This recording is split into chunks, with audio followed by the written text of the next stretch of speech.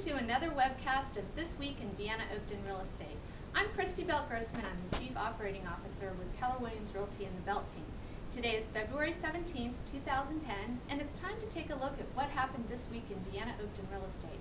For that, we go to Special Belt Team correspondent Ryan R. Ryan, what can you tell us about what's happening in the market? Thanks, Christy. The Belt Team reports that in the past week, 12 homes in Vienna and 2 homes in Oakton went under contract. The market is showing a definite uptick here in comparison to last week. Inventory in Vienna has increased slightly, while Oakton inventory has almost remained the same since we started these broadcasts in early January. And for the first time this week, we are seeing a slightly different situation in month supply between Vienna and Oakton.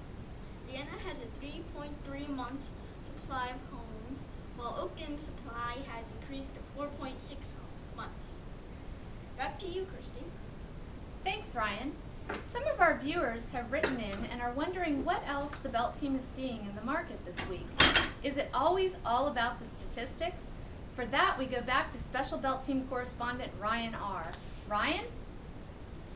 Well, Christy, one thing I can report to you firsthand is that kids in Vienna went back to school. You may be wondering what that has to do with real estate, but stay with me now. After last week's blizzard, the thaw started, and that means people were anxious to get out and about. The Belt Team reports that at one of their open houses last weekend, they had 22 groups of people come through. This is up from our 2 or 3 groups per week recently. But it still appears to be a tale of two markets. As an example, 75% of the homes that went under contract in Vienna this week were homes listed at less than $750,000.